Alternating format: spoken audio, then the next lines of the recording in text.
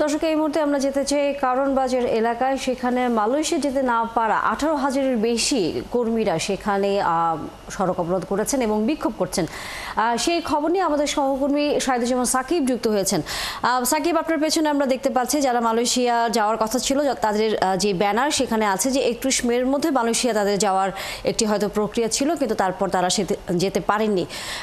সেই না যাওয়ার ক্ষোভ থেকে তারা বিক্ষোভ করছেন। জানাবেন যে এই মুহূর্তে তারা কি দাবি জানাচ্ছেন এবং এটি কি হঠাৎ করেই তারা এখানে এই বিক্ষোভ শুরু করলেন, নাকি আগে থেকে এটা পূর্ব ঘোষণা দেওয়া ছিল যে তারা আজকে এখানে বিক্ষোভ করবেন? বেলা 10:30টার দিকে মূলত তারা কারণ বাজার সার্ক ফোয়ারের সামনের এই সড়কটি অবরোধ করে তারা বিক্ষোভ করছেন। আর আপনি যেটা বলছিলেন যে মালয়েশিয়া যেতে না পারার ক্ষোভ থেকেই মূলত তাদের এই বিক্ষোভ এবং এই অবরোধ কর্মসূচি। নানা দাবিতে তারা আসলে এই বিক্ষোভ কর্মসূচি পালন করছেন। তারা বলছেন যে গত 31শে মে মালয়েশিয়া যেতে না পারা 18,000 কর্মী তারা মূলত মালয়েশিয়া যেতে চান। তারা তাদের কষ্টে অর্জিত টাকা দিয়ে মালয়েশিয়ার জন্য ভিসা প্রসেস করেছিলেন। সেই ভিসা প্রস্তুত করার পরে তাদেরকে মালয়েশিয়া যাওয়ার সুযোগ দেওয়া হয়নি, এমন অভিযোগে তারা আসলে আজকে বিক্ষোভ করছেন। আমরা একটু বিক্ষোভকারীদের মুখেই শুনতে চাই যে আজকে মূলত আপনাদের কি দাবি, কেন আপনারা এই রাস্তায় নামলেন? আমরা গত 2 বছর যাবত আমরা মালয়েশিয়া যেতে পারি নাই। টিকিটের জন্য সবকিছু কমপ্লিট ছিল, আমাদের ই ভিসা থেকে নিয়ে মেন পাওয়ার থেকে নিয়ে সবকিছু কমপ্লিট ছিল, আমরা যাইতে পারি নাই।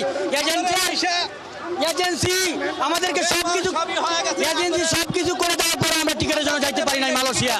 আমরা মালয়েশিয়া যেতে পারছেন না কেন? আমাদের টিকিটের কারণে আমরা মালয়েশিয়া 31শে মে 2024-এ যেতে পারি নাই।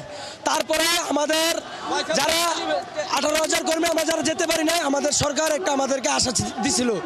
তখন মালয়েশিয়া থেকে 7,800 মানুষের মানে 73 জনের একটা লিস্ট আসছিল। আসার পরে বুয়েসালের মাধ্যমে বলছিল নিবে। তারপরে আমাদেরকে বিভিন্ন জেলায় 15 দিন 20 দিনের জন্য ট্রেনিং দেওয়া হয়েছে এবং ট্রেনিংয়ের সার্টিফিকেট নেওয়া হয়েছে।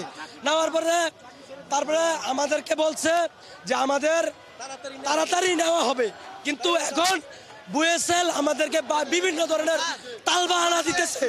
এখন সিআইডিবি এইটা ফোরাম করতে আমরা এটা ফোরাম করছি, ফোরাম করার পরেও তারপরে বলে হয় নাই। এটা আর কত কি দেখেন।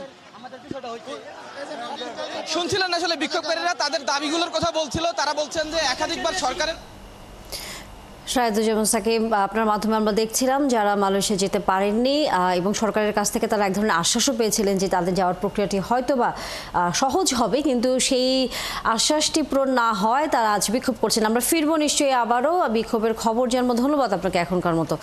দর্শক, সহকর্মী শাহিদুজ্জামান সাকিব এতক্ষণ কারণ বাজার এলাকা থেকে ছিলেন।